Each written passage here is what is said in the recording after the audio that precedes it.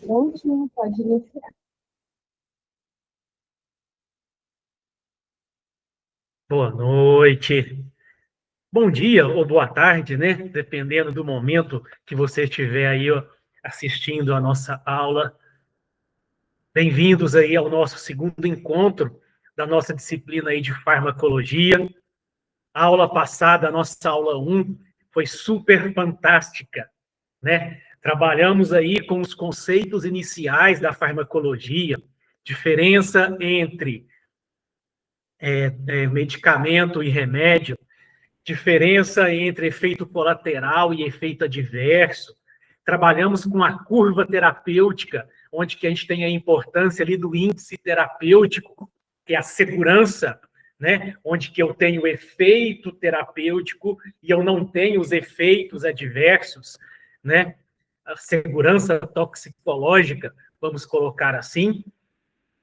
Trabalhamos aí com as fases farmacocinéticas, o LADME, a etapa da liberação, da absorção, da distribuição, do metabolismo ou biotransformação e da excreção das drogas, né, dos fármacos aí do nosso organismo.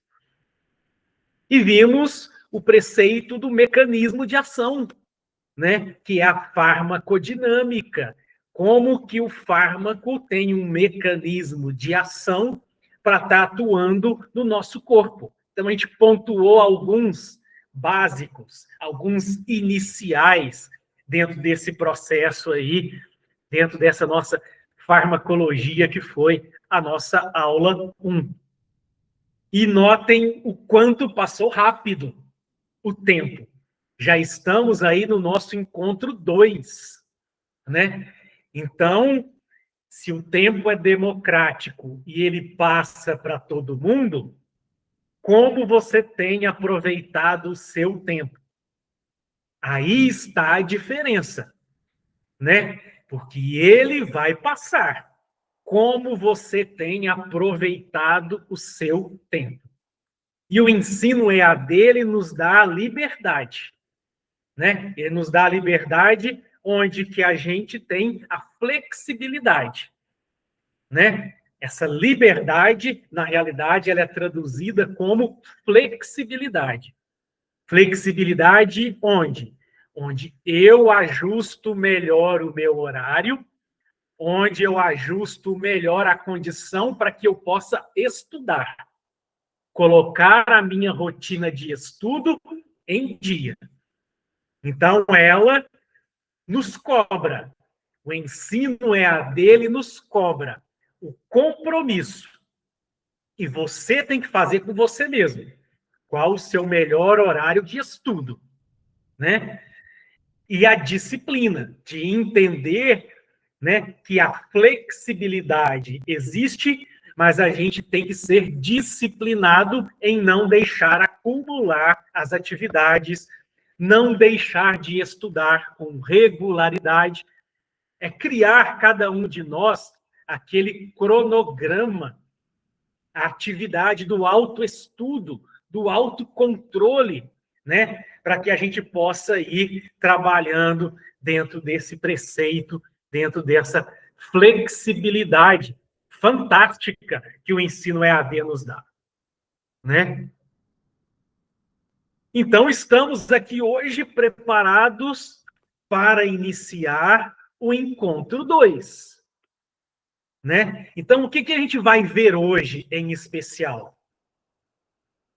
Opa! Farmacocinética. Movimento que o fármaco faz no meu corpo. Então, ele precisa entrar no meu corpo.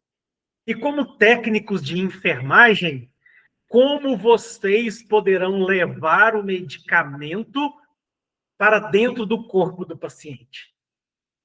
Como que você, como enfermeiro, irá verificar que alguém chegou lá no pronto atendimento, né, na sua salinha de assistência, e de repente, opa, é alguém que administrou, ou auto-administrou, ou foi no trabalho, né, de cunho ocupacional, alguma substância para o seu corpo. Então, o nosso primeiro objetivo aqui é ver isso. Em forma de fármaco, nem tanto com a toxicologia. Quais as formas farmacêuticas que o enfermeiro mais trabalha, né? Mais está ali a seu dia a dia para cuidar daquele paciente ao seu redor. E como é a via de administração? Ela é favorável para uma obediência do paciente depois que ele sai do consultório, né? Ela não é tão favorável. O paciente, às vezes, tem medo de uma pequena injeção. Então, se não tem o comprimido, como que você vai explicar para ele que agora é injeção, mas que ele tem que ser obediente à terapia, né? E nós vamos ver que alguns medicamentos têm um sistema de liberação diferenciado. É aquilo que a gente fala. Quem gosta de levantar de madrugada para tomar um medicamento?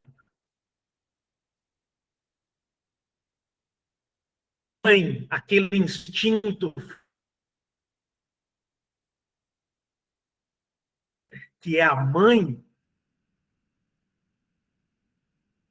você faz 6 em 6 horas, ela vai acordar de madrugada porque o seu filho precisa. Isso independente da idade. Quando está adulto, longe dos cuidados da mãe, quem de nós gosta de tomar comprimido de madrugada? Ninguém. Então, existem alguns sistemas de liberação que veio para trazer uma qualidade de vida. Um de manhã e um à noite. Facilitou a minha vida. Uma vez por semana. Um implante que é um mensal. Então, tudo isso já ajuda na questão da obediência do paciente em seguir a terapêutica, não burlar nenhuma dose, né, para não ter o vale terapêutico, né, e facilita aí até ajustes para não ter efeitos adversos, tendo a liberação de forma sustentada, controlada dentro da faixa terapêutica. Então, nós vamos ver aí alguns desses sistemas de liberação, né? E no nosso mercado, e no mercado ambulatorial, no mercado hospitalar, no clínico, né? Tem medicamentos que a gente pode comprar, que podem ser padronizados, farmácia municipal, ou farmácia privada, ou farmácia hospitalar, né?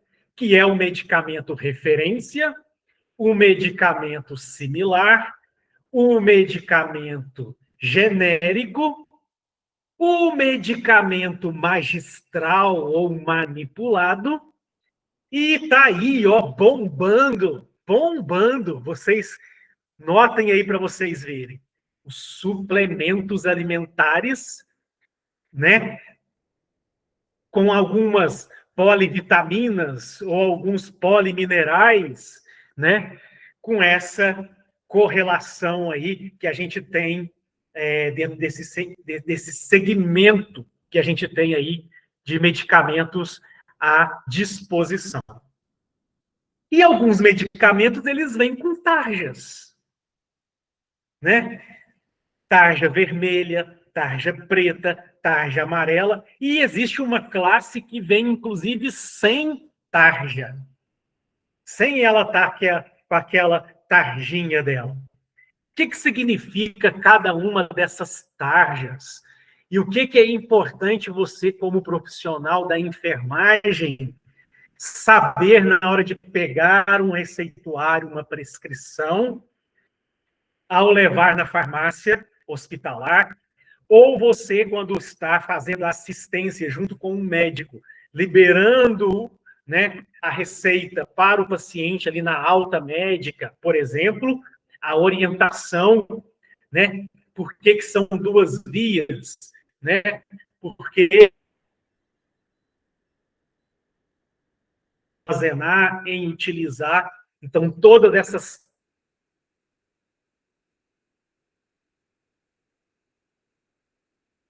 tarjas,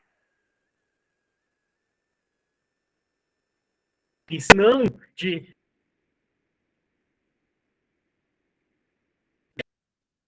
Vocês, na área de enfermagem, em especial aqui, ó, pronto atendimento, ambiente hospitalar, clínicas, tem que ver o tipo de infusão. Vai ser rápida? Vai ser lenta? A gente ter aí o cuidado, pelo menos da gente entender a diferença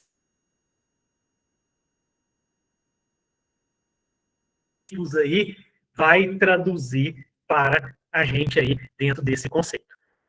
Então, esse daí é o nosso objetivo dessa nossa aula de hoje, né? Então, saber os princípios e a intercambiabilidade. Por que que eu posso substituir um medicamento referência por um similar e por um genérico? Por que que eu não posso substituir um genérico diretamente com um similar? Ok? Então, saber esses princípios da intercambiabilidade, conhecendo os tipos de medicamentos, é um dos nossos objetivos do dia de hoje, né? Saber as diferenças e as orientações das tarjas dos medicamentos, né? Por que que existe aquela cor em cada tipo de medicamento? Vermelha, preta, amarela ou sem a tarja, né? O que que cada uma delas quer dizer para a gente? Reconhecer as formas farmacêuticas, um comprimido, uma cápsula, uma solução, uma suspensão, se é injetável, parenteral, né? Ou não.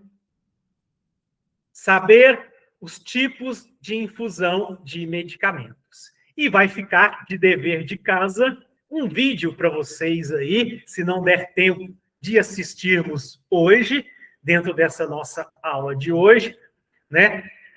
Um vídeo aí pequenininho, 14 minutos, se eu não me engano, sobre a importância da interação de medicamentos. Então, eu até deixei aí no slides como tarefa, né? Porque pode ser que não dê tempo da nossa aula. Se der tempo, beleza, vamos assisti-lo aqui. Então, a gente vai caminhar pelas nossas formas farmacêuticas. E aqui a gente precisa ter a primeira diferença. Qual a diferença entre forma, tem forma, e a fórmula farmacêutica? Então, quando vamos fazer um bolo, nós pegamos 2 ovos, um copo de pó, uma pitada de pó royal, um copo de farinha de trigo, um copo de leite.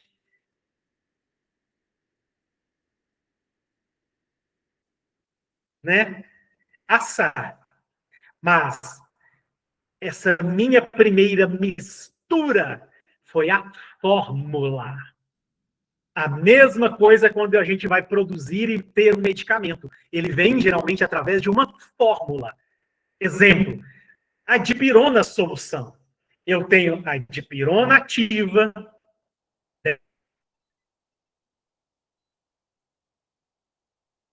10% para bem na proporção, 2%, né? Água, né? E mais ali alguma coisa para dar sabor. Então, os componentes são a fórmula. Uma vez que eu misturei todo mundo, igual eu fiz o bolo, coloquei o bolo para assar.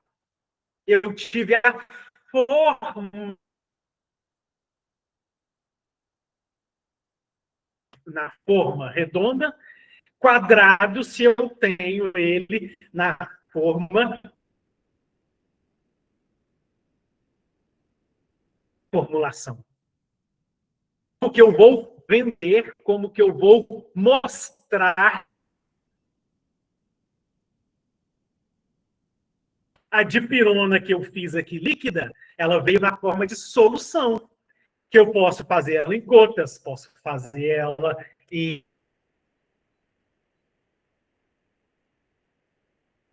Mas a forma foi solução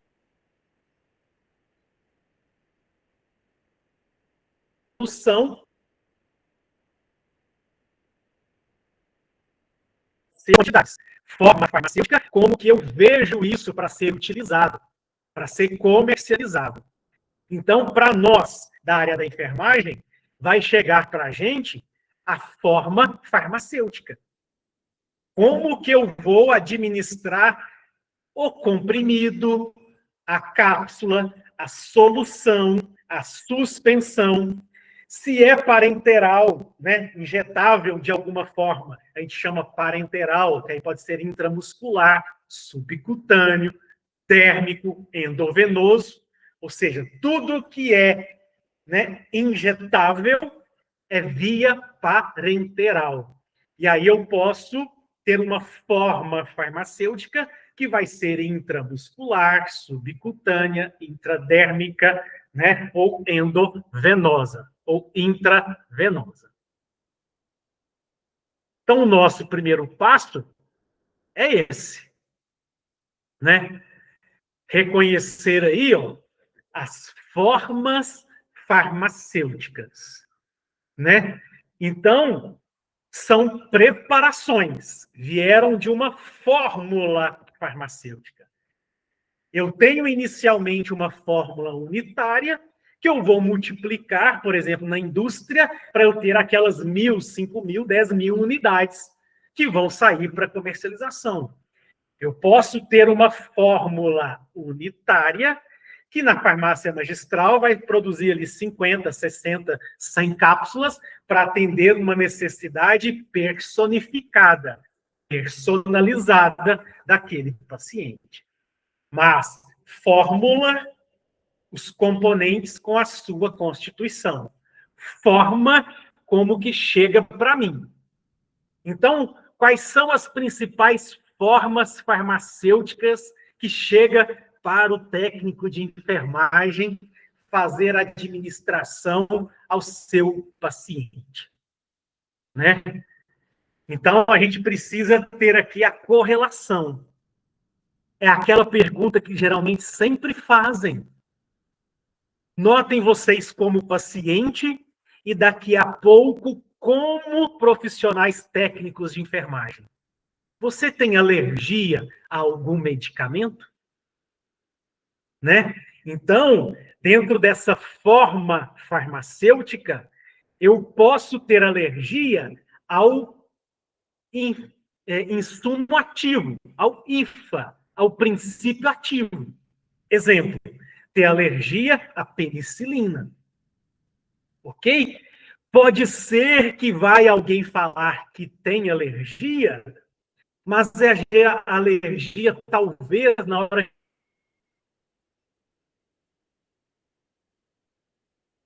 que investiga,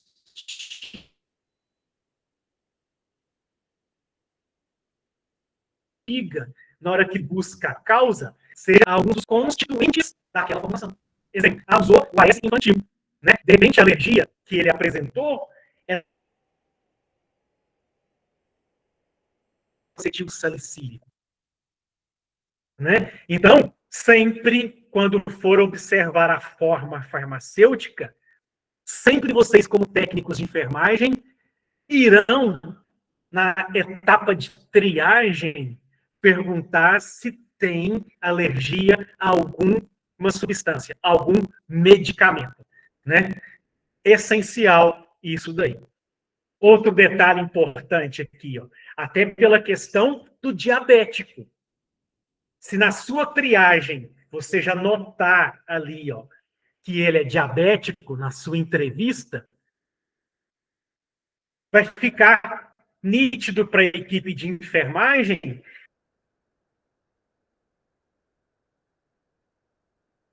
contínuo do soro glicosado. Ele é um paciente que, maior parte das vezes, quando for fazer as infusões, quando for fazer a manutenção de acesso venoso, tem que ser com soro fisiológico comum e não o soro glicosado. Por isso, a importância, a forma farmacêutica, solução. Solução de cloreto de sódio, solução de cloreto de sódio glicosado. Ok? Opa! O glicosado eu tenho restrição para o público diabético, por exemplo. Então, necessidades aí essenciais para a gente fazer. Então, os nossos medicamentos, uma vez formulados, chegam para a gente em uma forma, né? Pode ser uma forma sólida, pó para suspensão, como o eno. O eno é um pó para suspensão. Eu coloco ele em água para ele suspender ali com aquela água. A amoxicilina, pó para suspensão. Quem aí, de repente, é pai e mãe, principalmente na época de infância, comum o médico, quando precisa prescrever o antibiótico, um antibiótico que você compra em pozinho, mas você precisa colocar água para ressuspender. Mas a forma farmacêutica, pó para suspensão, né? Pode ser, por exemplo, o próprio tênis pé. É uma forma que eu uso como pó, diretamente como pó. Então, existem alguns medicamentos que são utilizados em formas sólidas, pó.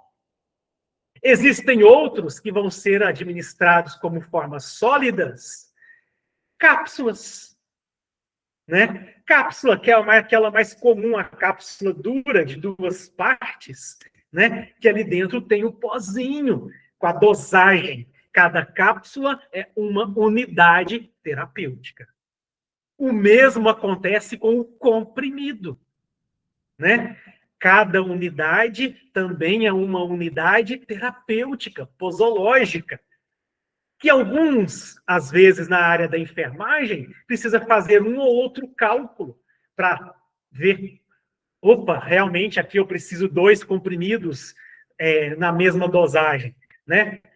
Por isso que tem a disciplina de administração e conversão de unidades, porque ela trabalha muitas das vezes isso. Ela vai pegar o conhecimento da farmacologia junto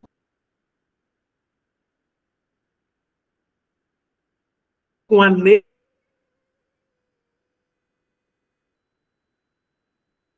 dosagem.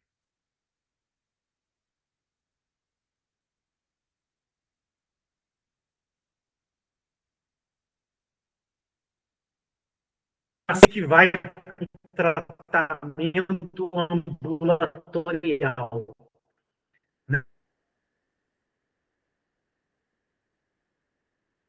Bem aceito por ele.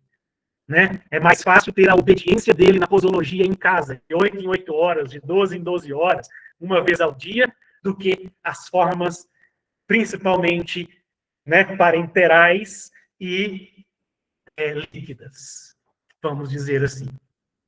Ok?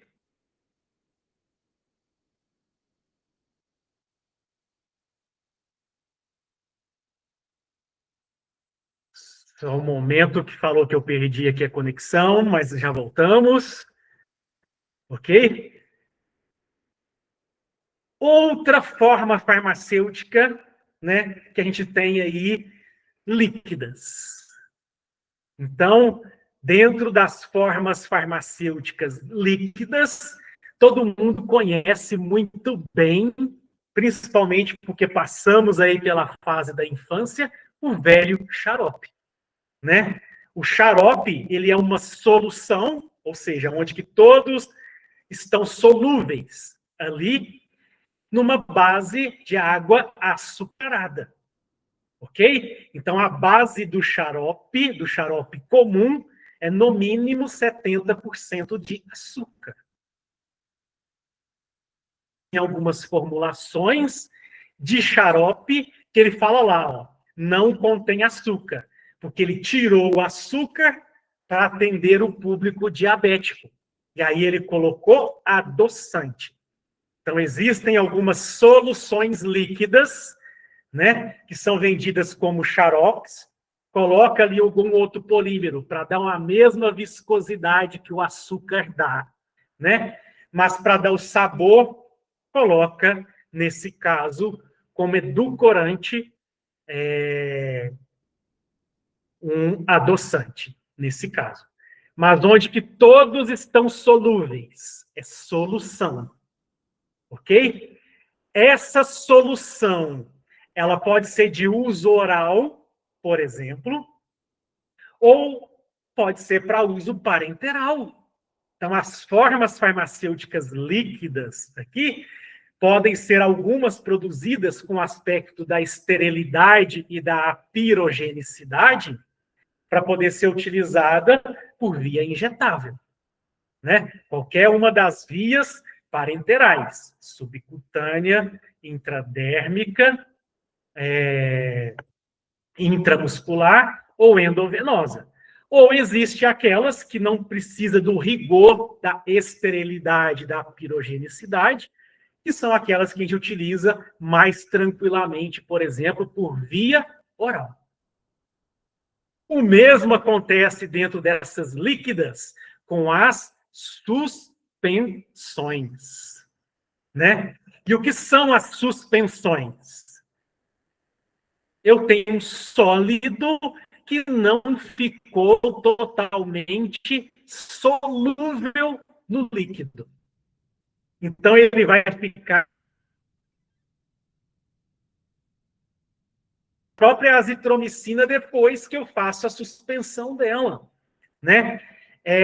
Por exemplo, sulfametoxazol mais trimetropin, né? Também aí é muito comum na época da infância. Eu tenho um sólido ali que não fica todo solúvel no meu veículo. Então, não é uma solução, é uma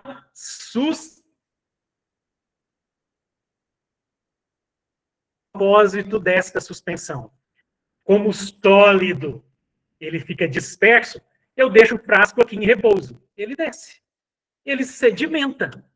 Então, toda suspensão, aqui um cuidado de vocês na área da enfermagem, na hora de orientar o paciente, na hora de você administrar, se for uma forma farmacêutica suspensão, leia o rótulo para você ver. Toda suspensão está escrito agitar antes de usar. Porque se você deixou em repouso, o sólido foi sedimentando. Então, você ficou só com o líquido em cima, que não tem o sólido ativo, e ficou ele todo concentrado embaixo. Então, você precisa redispersar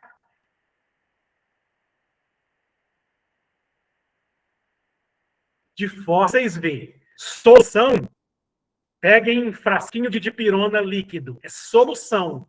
Não está escrito agite antes de usar, porque está disperso homogêneo.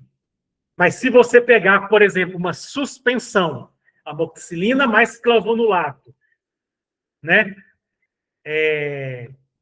Sulfametoxazol mais trimetropin, cloranfenicol, tetraciclina, vai estar lá, ó, agitar antes de usar. Por que agitar antes de usar? Porque o sólido ficou em repouso, ele sedimentou. Você precisa que as partículas se redistribuem de forma homogênea para você garantir a homogeneidade da dose. Se você não agitar, a parte de cima você está dando só líquido, sem o sólido ativo. E se você está dando só a parte de baixo, você está dando só o sólido concentrado. Existe o risco de intoxicação, ultrapassando a faixa terapêutica. Então, aí, o cuidado. Da mesma forma que a solução, existem suspensões parenterais. Existem, então, suspensões que eu posso utilizar por via oral, mas existem suspensões que eu preciso, independente dela ser oral ou parenteral, agitar antes de usar, preparar a seringa e ir pela via que foi preconizado, intradérmica, subcutânea, endovenosa, né? ou intramuscular, por exemplo. E existem as vias dérmicas, né? Entre as vias dérmicas, tem o que a gente chama de formas farmacêuticas semissólidas, né? As semissólidas são as famosas emulsões. Dentro das emulsões, eu tenho uma fase aquosa e uma fase oleosa, uma dispersa na outra, através das vesículas, né? Se é mais líquido, eu chamo loção. Se ela é menos líquido, eu chamo um creme, por exemplo, né? Se ela é mais pastosa, fica um creme. Se ela é mais líquida, é loção. E existe aquela que é mais à base de gordura, por exemplo, vaselina. Aí eu falo que é uma pomada, né? Que vai ser passado aí em machucados, mucosas, né? Por exemplo, tratamento do casal. O homem vai passar o creme na mucosa peniana e a mulher vai passar o creme na mucosa vaginal, né? Então, existem alguns semissólidos que são para tratamentos em determinadas mucosas. Existe que, por exemplo, para o olho, alguns cremes aí, por exemplo, com antibióticos, que são para a região do olho, por exemplo, né? Alguns que são, por exemplo, para a área de lábios, outros para a pele normal, seja alguns aqui com aspecto protetor, por exemplo, o filtro solar, né? Que é e necessita ser o nosso grande amigo do dia a dia, o famoso filtro solar. Né? Então, só para a gente ir recapitulando aqui, ó, dentro dessas nossas formas farmacêuticas, eu posso ter ela em pós e granulados. Lembram sempre do eno, né? Que geralmente a gente já tem em casa, ele está aí na forma de pós e granulados. Olha ele aí, ó, aparecendo. Algumas pessoas que usam em bombinhas para o tratamento da asma, você tem ali um pó, um granulado disperso num gás, né? Para poder ser carreado para a área pulmonar. As formas farmacêuticas comprimidos, né? Que pode ser revestido ou não revestido. E uma questão importante, principalmente vocês também dentro da área da enfermagem, principalmente quem for trabalhar aí dentro de um ambiente hospitalar, ambulatorial, vai pegar lá receita, prescrição do médico, geralmente está prescrito meio, um quarto de comprimido, né? O que acontece, o que a legislação diz em relação à administração dos comprimidos particionados, dos comprimidos segregados aí? Comprimido revestido nunca deve ser particionado. Cápsulas nunca devem ser abertas para usar só uma pequena quantidade daquele pó. Beleza? Comprimidos, quando eles estão revestidos, você não sabe se aquele revestimento é, por exemplo, para proteger ele da mucosa gástrica. Se você partir, quebrou a proteção. E quando ele cair no estômago, vai perder a sua ação. Então, a Anvisa categoriza, orienta. Comprimidos revestidos nunca devem ser particionados. Os outros que não são revestidos, eles vão depender da avaliação prévia do médico, da avaliação prévia do farmacêutico, se vai ter ou não algum risco desse particionamento. E vocês recebendo lá na área da enfermagem, sempre fiquem atentos a essa orientação. Comprimidos revestidos nunca devem ser particionados. Ok? Drágeas. Qual que é a diferença da drágea para um comprimido revestido? O comprimido revestido, ele recebe uma camada de um polímero para proteger da luz, para proteger da umidade, né? Para diferença entre doses, a mesma coisa pode ser apenas um corante entre doses, né? E a drágia, ela tem um revestimento à base de açúcar. Então, esse revestimento da drágia, ele é um revestimento à base de açúcar. O diabético tomar uma drágia vai fazer mal? Não. Mas se ele usar no uso crônico, vai fazer mal? Sim. Beleza? Então, o bom senso. É diabético. Tomar uma Neosaldina hoje de manhã não vai fazer mal nenhum para ele. Mas se ele tomar Neosaldina 3 vezes ao dia, e isso em um período longo, vai causar um maior dano para ele. Então, as drágeas são formas farmacêuticas sólidas, tem um núcleo semelhante a um comprimido. E esse núcleo, esse comprimido, ganha uma camada de açúcar, né? Para deixar mais bonito esteticamente falando, para deixar mais atrativo. Olha que legal. Né? Na área da enfermagem, vocês vão encontrar, e aí vocês me mandam essa mensagem se aconteceu com vocês ou não.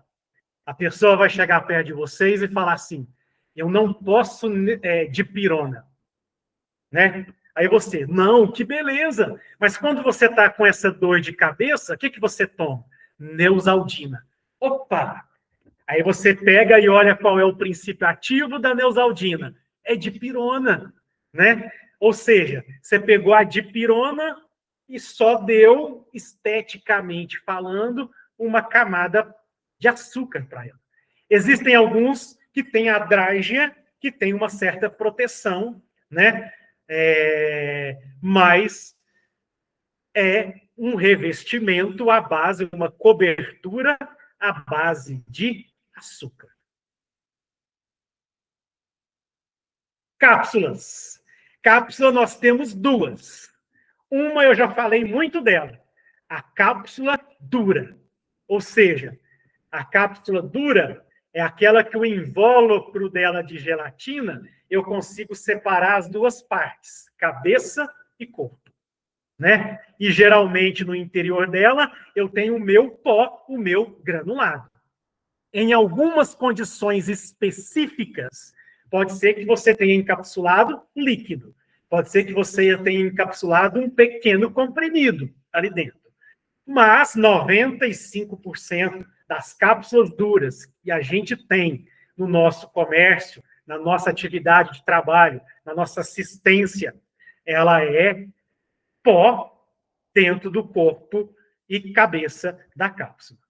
E existe a outra cápsula, que eu ainda não tinha comentado dela, que é essa cápsula que só tem um invólucro de gelatina e dentro dela, geralmente, eu tenho um líquido, né?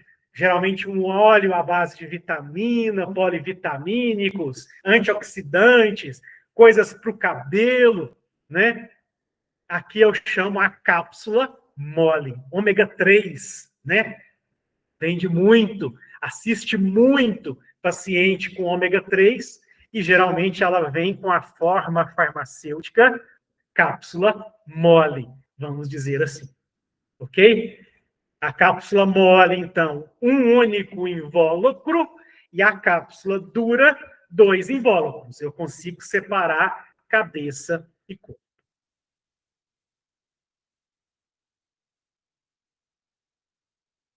Chegamos nas formas farmacêuticas líquidas, que eu já tinha falado.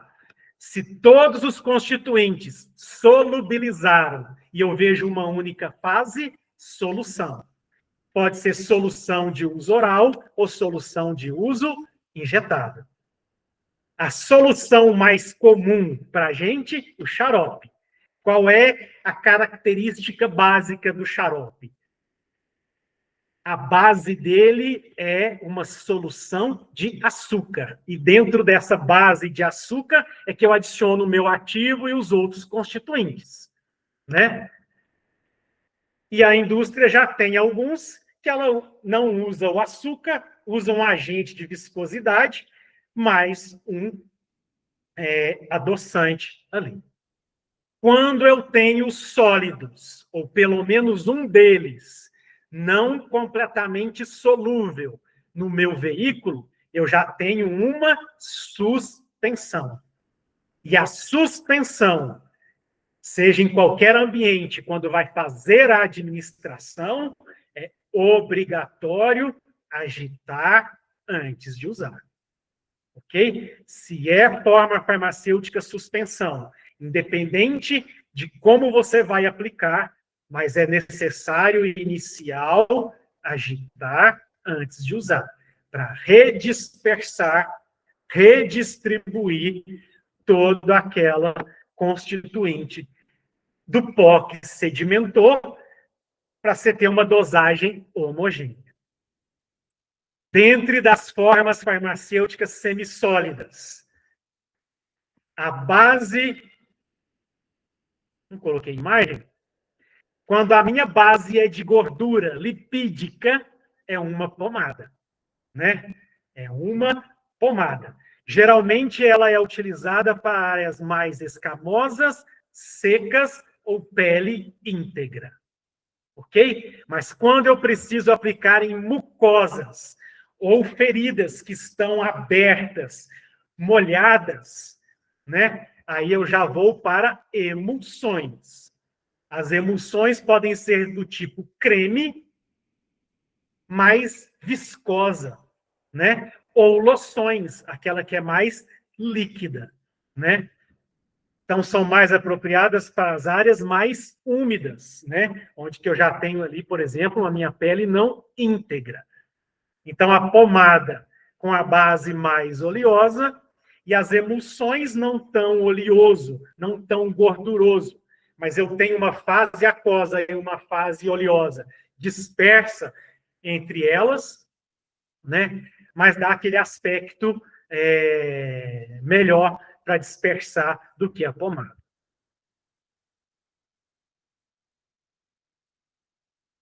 E uma coisa importante aqui, o slide citou e eu não tinha falado.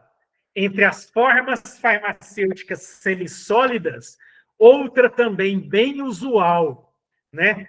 Protetor solar ou alguma outra condição de pele, tratamento de acne, por exemplo, géis, né? Eu posso ter o meu ativo, a minha forma farmacêutica em um gel, né? Um gel creme, eu posso misturar os dois, né? Alguns protetores solares, você tem uma proporção de um gel de carbono, mais um creme, para poder dar aquela melhor espalhabilidade, sensibilidade, né? Então, você pode, algumas vezes, ter a mistura dos dois aí também. E outras formas farmacêuticas, né? Algumas crianças 40 mais, como eu, né? Conhece aí o famoso biotônico Fontoura. E o biotônico Fontoura de antigamente, ele era um elixir. O que é um elixir como forma farmacêutica? Assim como o xarope é uma base de açúcar, 70% de açúcar, aqui você tinha no elixir, em média, 50%, 60% de álcool. Era uma solução alcoólica. E isso daqui as mães davam para a criança, né? Com o hábito de abrir o apetite, que era o antigo biotônico Fontoura. Hoje, o novo biotônico Fontoura não tem mais álcool na sua composição. Mas, então, ele virou uma solução. Mas, por definição, forma farmacêutica é elixir de 20% a 50% é a sua base alcoólica, etanólica. Aí ele chama elixir. Existem os supositórios e os óvulos. Supositório para aplicação anal. Então, a região do ânus é uma região que possa ter boa correlação de circulação sanguínea. Então, alguns fármacos, né, não só para quem não é só para quem está com constipação intestinal, mas existem algumas situações extraordinárias que outros fármacos precisam ser também administrados por via retal, né, via anal, aí usa supositórios. Mulheres que algumas vezes estão com problemas vaginais ou que precisa a administração para alguma outra situação, utilizam o que a gente chama os óvulos, que é para aplicação vaginal. Ok? Uma questão importante, todas as vezes que a gente fala da forma farmacêutica, né? Escolha aquela que vai ser favorável à terapêutica, possível da terapêutica, e que vai favorecer a obediência do paciente em seguir. Porque não adianta eu tentar falar para ele, toma a injeção uma vez ao dia, e se ele tem fobia da injeção, e é possível, nesse caso, se for possível, utilizar por uma outra via, administra para outra via, se for possível. Porque ele pode correr o risco de desistir da terapêutica, né?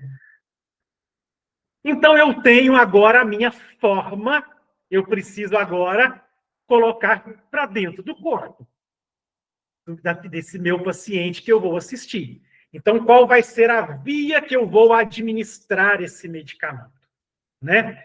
Como que eu vou fazer o caminho para que o medicamento seja levado para dentro do corpo, né? E ali seguir as fases farmacocinéticas. Absorção, distribuição, metabolismo e excreção. Então, ele precisa entrar na fase da exposição,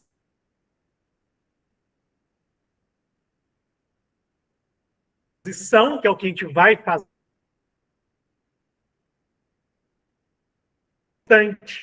que a gente, inclusive, comentou na aula passada, o efeito de primeira passagem. Uma vez que eu administrei o meu fármaco, ele vai começar a entrar em contato com meus órgãos biológicos, fígado, rins, e ali ele pode sofrer uma biotransformação. Então, quando ele sofre a biotransformação antes de cair na corrente sanguínea, a gente vai chamar ele de efeito de primeira passagem.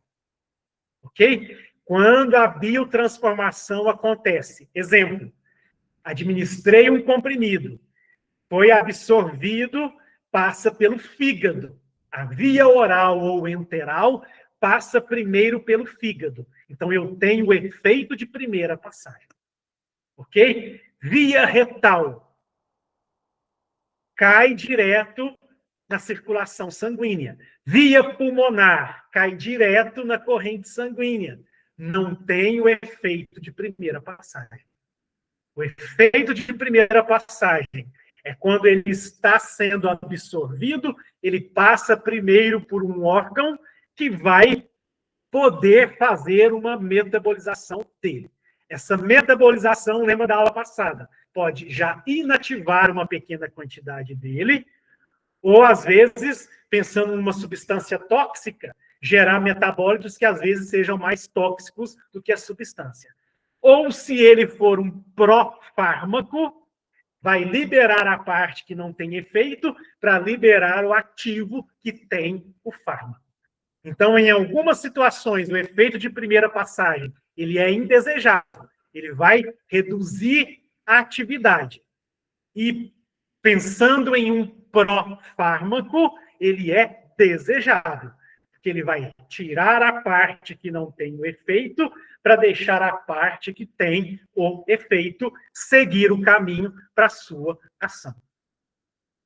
Então, a via oral e a via enteral, né? Via oral, via enteral, ou seja, o trato gastrointestinal, ele tem efeito de primeira passagem. Ok? Então, ó, via sublingual. Quem aí vai trabalhar em uma área de cardiologia, chegou lá alguém com a hipertensão já em alerta de emergência, vai colocar o medicamento, não vai deixar engolir para ser absorvido, que isso vai demorar mais, vai ser sublingual, né? Então, abaixo da língua é uma região também supervascularizada, que também tem uma absorção extremamente rápida e que também não tem efeito de primeira passagem. Então, a via sublingual, ela é muito aceita em uma questão, e vocês, como enfermeiros, irão trabalhar principalmente aí com antihipertensivos, dentro da área da cardiologia, na emergência cardiológica, por via sublingual. Ok? Via parenteral, só reforçando. O que é via parenteral? É a via dos injetáveis. A via dos injetáveis pode ser intramuscular, mais profunda, intravenosa ou endovenosa, são sinônimos, diretamente na veia.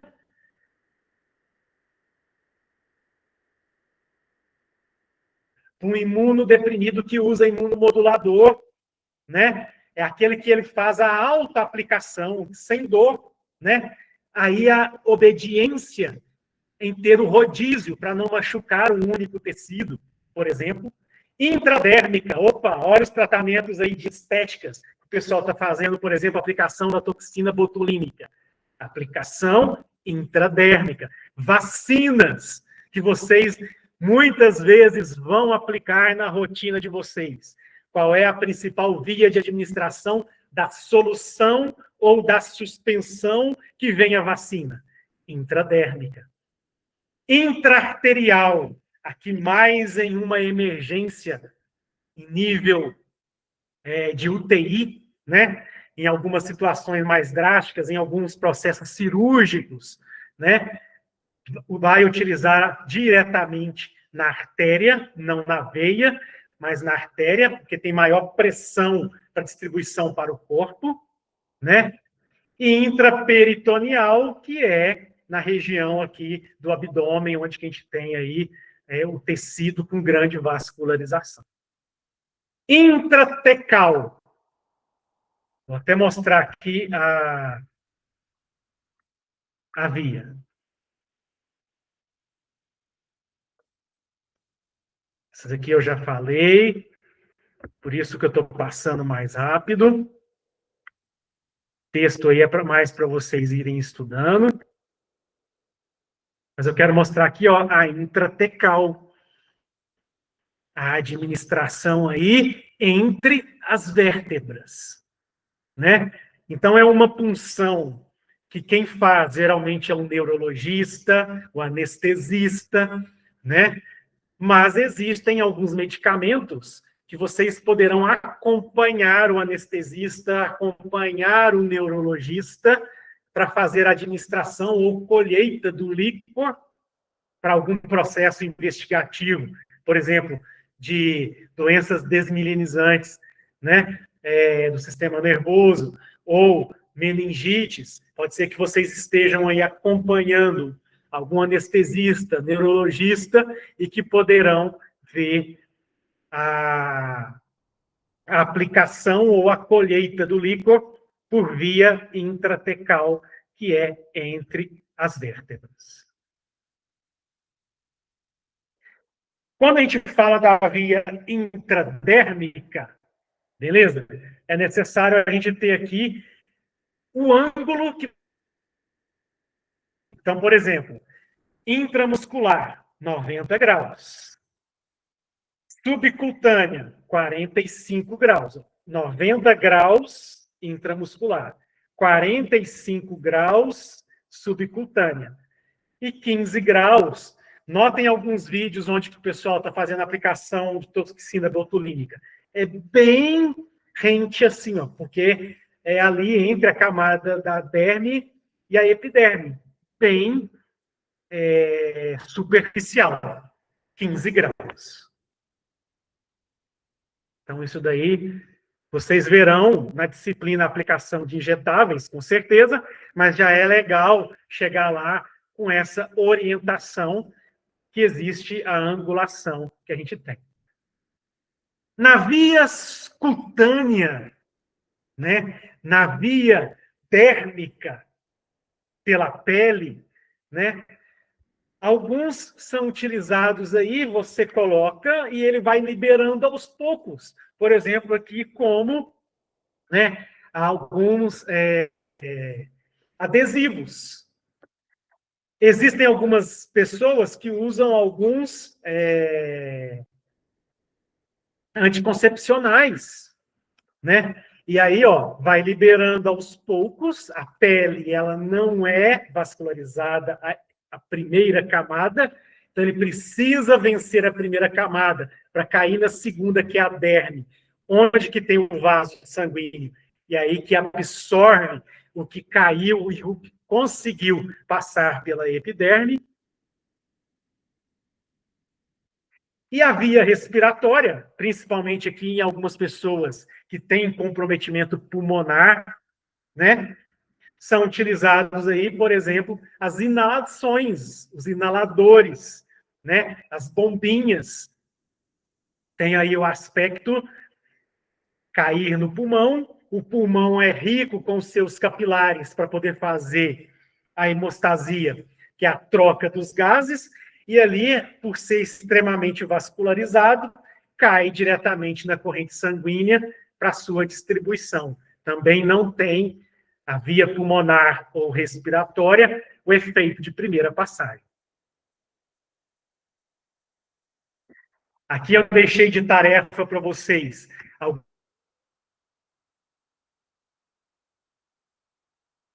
alguns vídeos para vocês assistirem. Relaciona também aí os critérios das vias de administração e das formas farmacêuticas.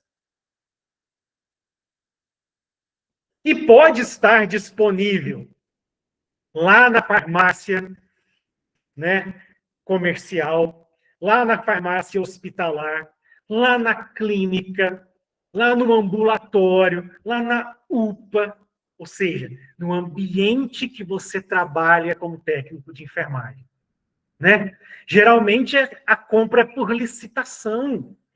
E aí, pela licitação, eles vão comprar aquele que tem a eficácia terapêutica, que tem a segurança toxicológica, mas que, acima de tudo, tenha um bom custo.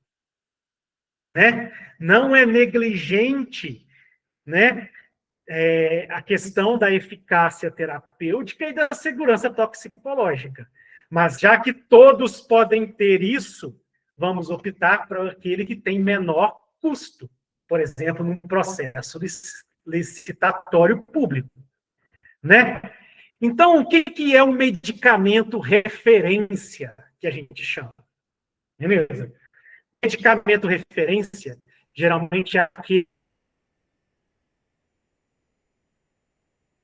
científica que descobriu aquela molécula, que descobriu e pesquisou que aquela molécula poderia ter aquele efeito e ela é segura em termos dentro daquela dose que eu vou fazer. Então, essa indústria que gastou tempo, gastou recurso financeiro, precisou do intelectual dos pesquisadores, né, para desenvolver a melhor fórmula, para depois deixar essa fórmula estável, para deixar depois essa fórmula com uma posologia e uma forma farmacêutica que atendesse o mercado. Ela gastou tudo isso muito tempo. Geralmente você gasta aqui, ó, anos, de 10 a 50 anos, para descobrir uma nova molécula e ela se tornar um novo medicamento. Então, a indústria que teve esse potencial, ela é chamada, né, a dona da patente. E aí, esse medicamento, por ele ser o primeiro, o protótipo, né, dessa pesquisa todo, era chamado medicamento de referência.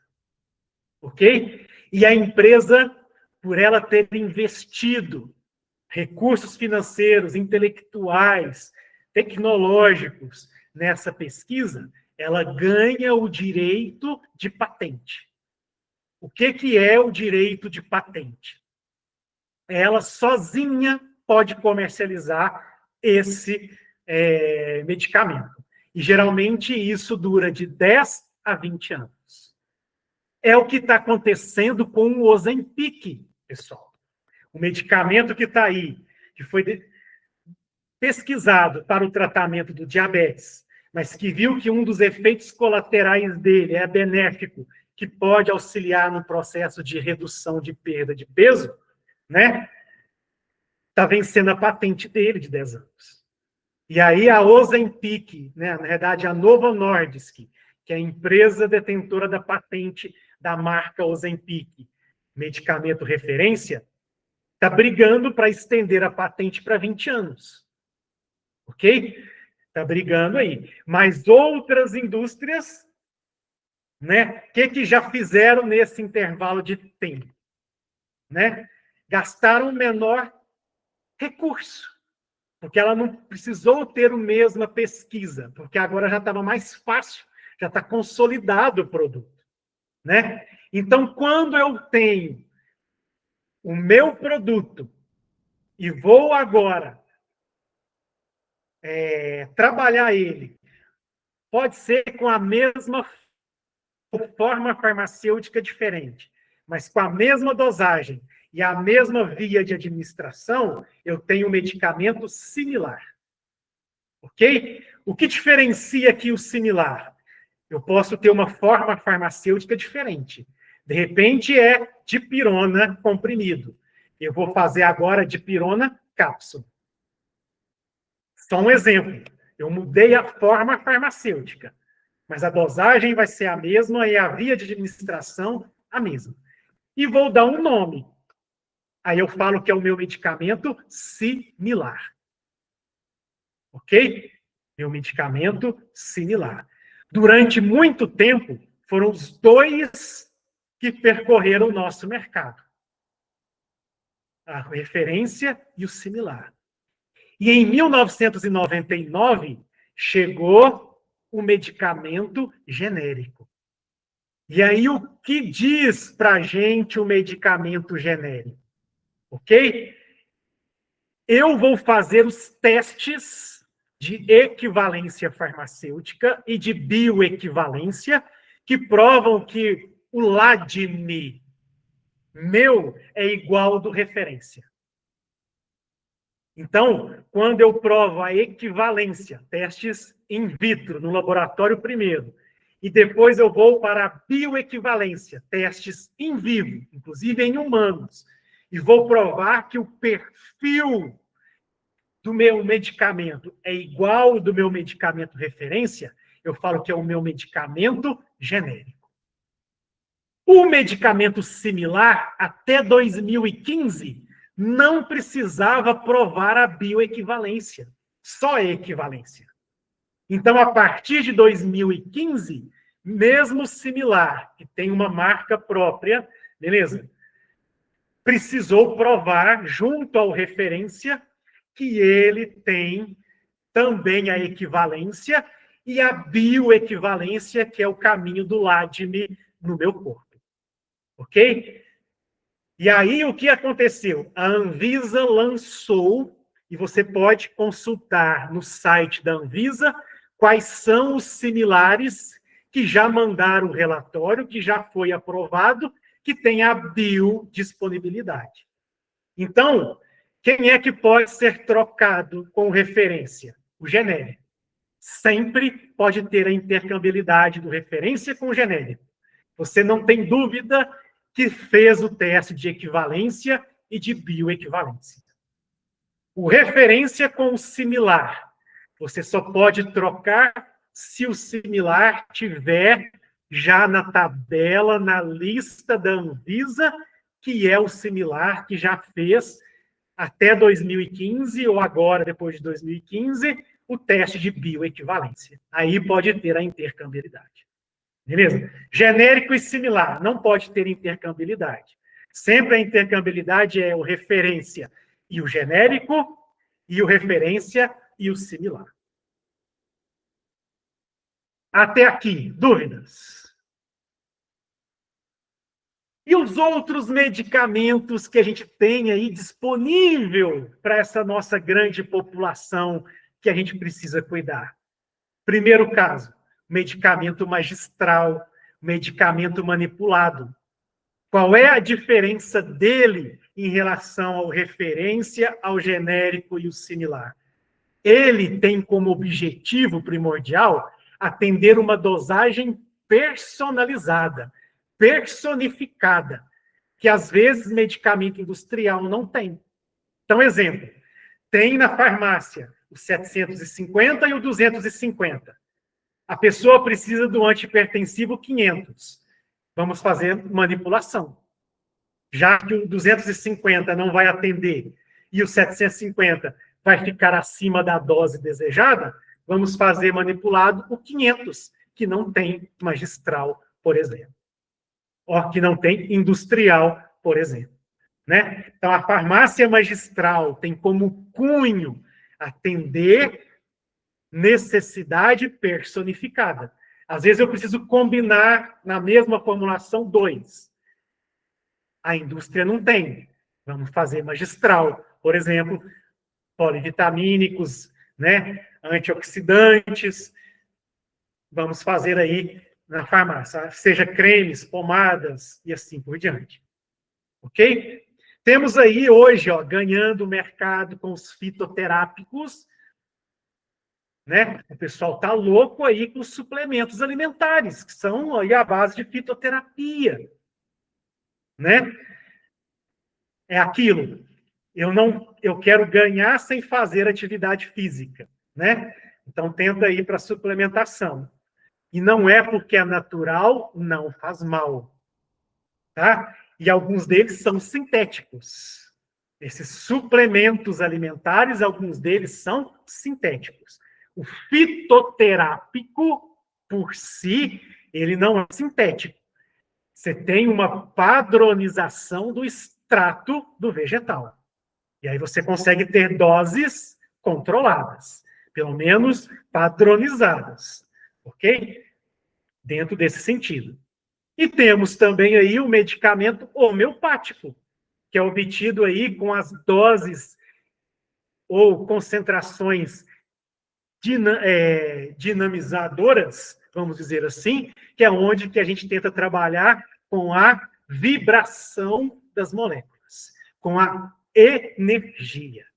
Muito mais do que a concentração química, o medicamento homeopático ele trabalha com um princípio que a energia similar tem capacidade curativa.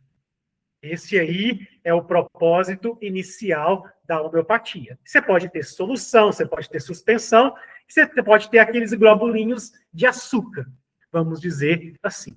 Mas ele trabalha com o princípio da energia vibracional. E que a energia similar tem a capacidade aí de estimular um processo terapêutico. Mas a homeopatia, a fitoterapia, são tidas como atividades complementares. Elas nunca podem substituir a terapia convencional. Ok? São apenas terapias complementares. E dentro desse mundo que a gente tem aí de fármacos, com as suas formas, com as suas vias de administração, né? Olha só a linha 1. Administrei, em mais ou menos 1 hora eu cheguei no meu pico. E logo depois eu comecei a eliminar. É a via oral convencional, essa daqui. É a via oral convencional. Eu tomei, começou a ser absorvido, até chegar em um tempo, por exemplo, a dipirona comprimido. 30 minutos eu cheguei no meu a minha concentração plasmática máxima. E depois ela começa a ser eliminada. Ó. O meu rim já começa a eliminar. Já tenho a caída. Aí é a minha liberação convencional, esse perfil. Agora, olha a linha 2. Eu tenho vários picos, olha, em intervalos de tempos parecidos. Ou seja, em intervalos de tempos pré-estabelecidos, eu vou liberando o meu ativo. Então, é um perfil que eu chamo de liberação repetida. Liberou o máximo, começou a eliminar, liberou de novo. Começou a eliminar, depois de meia hora, liberou de novo. Depois de meia hora, liberou de novo. Ou é de 4 em 4 horas, ou é de 6 em 6 horas. Isso vai depender de cada medicamento e de cada fórmula que foi trabalhada. Mas, se a mesma dosagem faz liberações ao decorrer da posologia, eu tenho o que eu chamo de liberação repetida. Agora existem, por exemplo, alguns antihipertensivos que eu tomo agora, ele só vai fazer efeito à tarde. Olha a linha 3. Tomou aqui no início e ele começou a ser liberado, olha, só 4 horas depois, olha, a linha 3. Atingiu o máximo e depois começou a ser eliminado. Então, esse tempo aqui, ó, do tempo 0 até o tempo 4, que ele começou a ter o efeito, ele retardou a liberação. Então, eu falo que ele é o retarde, a liberação retardada. Né? Olha agora a 4. Subiu e um grande tempo ficou dentro da minha margem terapêutica. Então, eu tive uma liberação prolongada. É aquele que eu tomo uma vez ao dia ou 2 vezes ao dia. Agora, olha para você ver a linha 5. Subiu e olha a diferença dela em relação a 4. Ela sustentou muito mais a minha margem terapêutica. Né? Então, aqui eu falo que é a liberação sustentada. Então, as minhas formas farmacêuticas, uma vez que são administradas no meu corpo, pela equipe técnica de enfermagem que são vocês, o que vai acontecer? Pode ter um perfil de liberação convencional, um perfil de liberação repetida, um perfil de liberação retardada, são os famosos retardes que a gente compra aí ou vê na caixinha, a liberação prolongada ou liberação sustentada, que são aquelas que a posologias são mais favoráveis, uma vez ao dia, uma vez por semana, né? Geralmente caem aqui para liberação prolongada ou liberação sustentada. Tem aí a outra tarefinha do vídeo para vocês. E a gente vem aqui para as tarjas dos medicamentos. Então, para as nossas tarjas dos nossos medicamentos, a gente tem primeiro os não tarjados. São os famosos MIP, né?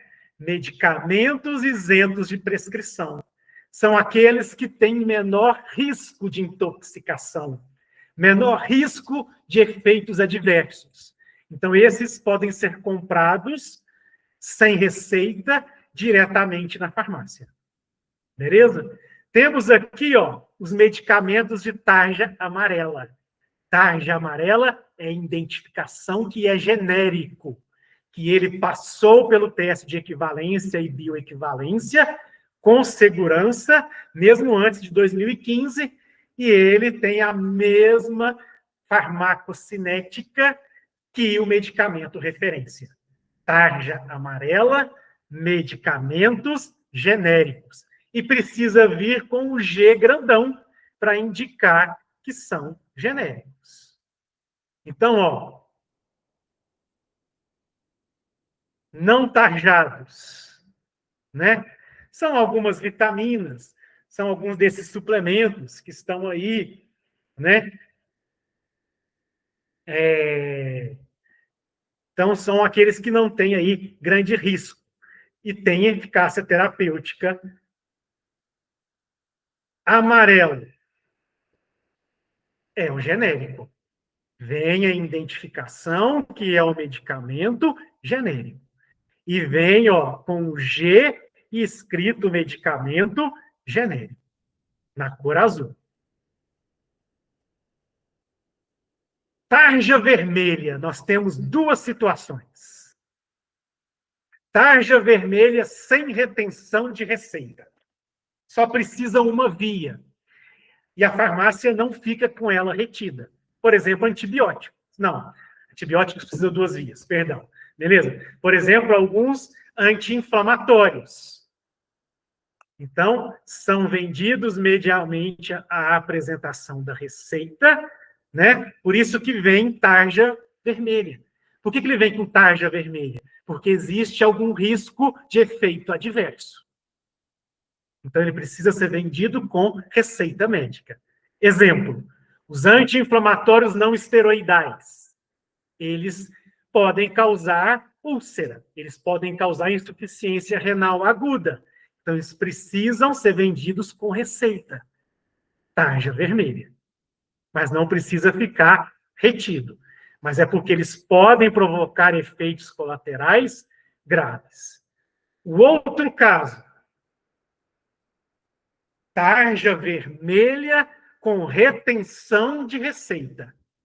O que acontece com a tarja vermelha com retenção de receita? Aqui, além de ter efeitos colaterais, pode ter dependência. Então, são medicamentos psicotrópicos. São medicamentos controlados, né? São medicamentos controlados. Precisa aí duas versões de receita.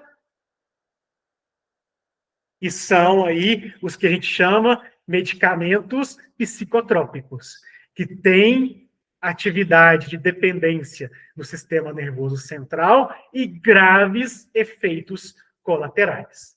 Na realidade, efeitos adversos, nem colaterais.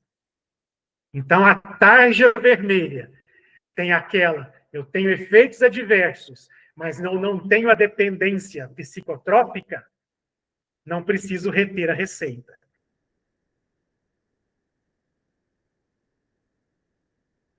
Eu tenho a dependência para esses que têm tarja vermelha.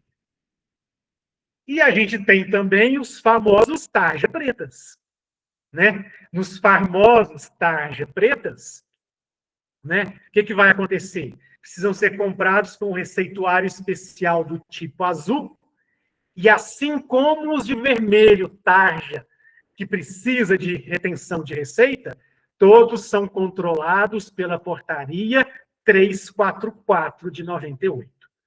Então, tem toda uma portaria, tem todo um registro e controle interno da farmácia, que é desses medicamentos que são tarja preta e que são de tarja vermelha com retenção de receita. Porque o abuso deles pode causar dependência.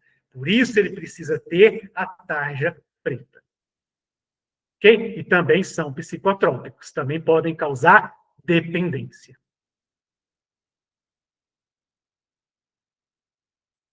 Então, vocês lá na área da enfermagem irão trabalhar muito com esse princípio aí. Tem bastante texto aqui, mas que ele ficou mais com a base de estudo mesmo, né? Tipos de infusão. E de acordo com as vias de administração, como que você vai administrar agora esse medicamento, principalmente aqui, alguns parenterais, né? Quando a gente pega lá a prescrição médica, que chegou lá na UPA, no posto, na clínica que você está atendendo, e pede em bolos. O que é bolos? Administrado por via endovenosa em 1 minuto ou menos, ou seja, é quase que uma aplicação única. Ok? Aplicação lenta. Administração via endovenosa de 30 a 60 minutos. Então, tem que fazer o cálculo de gotas para que ele possa percorrer ali, dentro daqueles 100, 200, 500 mililitros, em 60 minutos, por exemplo. Contínua é aquela que manteve o fluxo, sem interrupção e em período superior a 60 minutos. Mantém o acesso ali e a aplicação do medicamento junto com o acesso. Intermitente, administração em intervalos. E aí a receita ou o protocolo vai dizer, opa, apliquei agora em 60 minutos, um intervalo de 60 minutos, volta 60 minutos. Aplicou 3 horas, intervalo de 12 horas e volta a aplicar 3 horas. Então, a intermitente, ela tem os intervalos de aplicação com os intervalos de repouso da aplicação. E a rápida é a administração de 1 a 30 minutos. Né? De 1 a 30 minutos. Então, você vai ali fazer... Quem aí já fez a disciplina Cálculos e Conversão de Unidades e Administração de Medicamentos, tem lá, né? Como fazer o cálculo de gotas de medicação. E aí, de acordo com a quantidade, com a prescrição, você tem que fazer o ajuste para ser uma aplicação em bolos, lenta, contínua, intermitente ou rápida. E uma questão aqui que é de curiosidade, que eu trouxe aqui, mas que a equipe de enfermagem precisa estar atento, e é um protocolo que precisa estar lá interno, que é o tempo de permanência dos catéteres. Se for um catéter do tipo Gelco, ele pode ficar ali na veia 72 a 96 horas. Depois ele precisa ser substituído.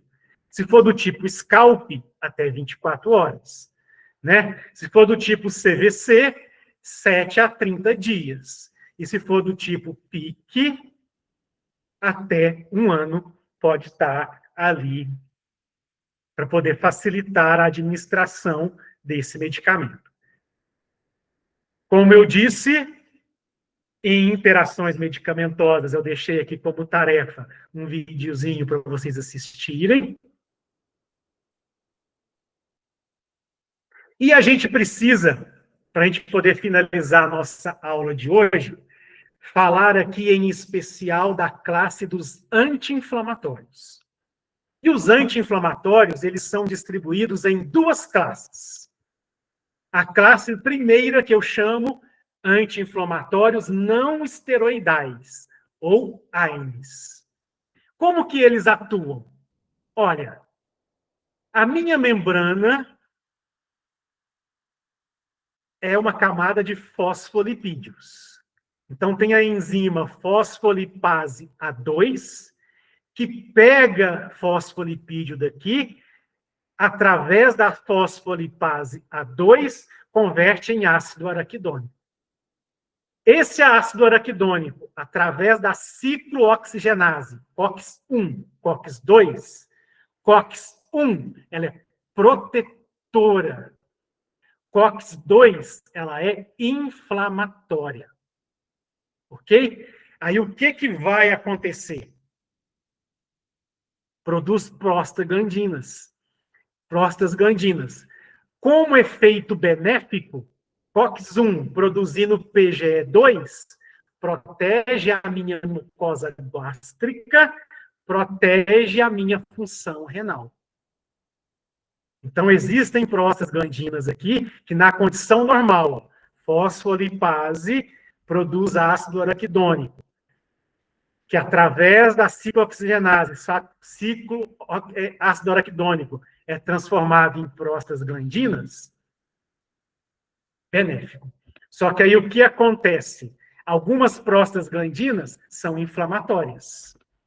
Né? Então, elas só aparecem em processos inflamatórios. E aí, o que acontece? Eu vou tomar um anti-inflamatório. AINES, não esteroidal. Então, ele vem aqui na ciclooxigenase, A1 e A2. A COX-2 é inflamatória, ela só aparece na inflamação. Então, o que vai acontecer? Se eu inibir a COX-2, eu estou impedindo a inflamação. Por isso é um anti-inflamatório. Inibir a COX-2, não vou produzir as prostaglandinas inflamatórias. Só que se ele não for seletivo, igual a gente tem aí a maioria deles, ele também inibe a COX-1.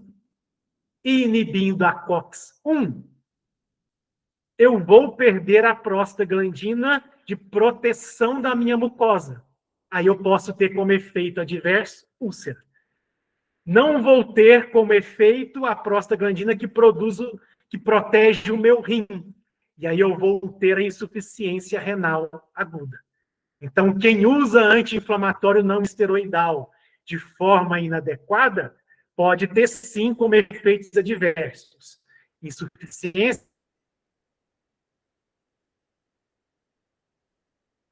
renal aguda.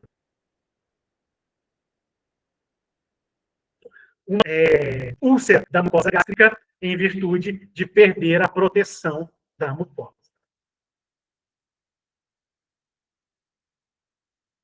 Inflamatórios esteroidais, também chamados corticoides. O que acontece com os corticoides? Eles inibem a fosfolipase A2. Então, é aqui em cima que ele age. Então, eu já não vou produzir o ácido araquidônico. Então, além de impedir a cascata inflamatória, ele também vai influenciar aqui, ó, a lipooxigenase. Ok? Ou a LOX, que é da cascata de atrair células de defesa. Ok? Então, por isso que a gente fala que os corticoides são mais potentes que os anti-inflamatórios não esteroidais, porque eles atuam na via da ciclooxigenase e na via da lipooxigenase, ou LOX. Então, ele impede também a produção das prostaglandinas, mas também a produção dos leucotrienos, que são responsáveis por chamar células de defesa. Ok? Então, quero dar a dica para vocês reestudarem essa parte da farmacologia dos anti-inflamatórios, importantíssimo, pegar a trilha, pegar que seja outro vídeo, ou reassistir esses minutos dessa parte, porque é extremamente importante. E a gente fica por aqui, beleza? Então, assistam aí no melhor horário para vocês. Qualquer dúvida, acionem a Lívia, e qualquer coisa, a Lívia também me aciona, e a gente vai conversando e sanando as dúvidas. Bons estudos, pessoal. E não esquecem, o ensino EAD é flexibilidade, mas eles também nos cobram o compromisso e a disciplina. Força! Até a próxima. Tchau, tchau, pessoal.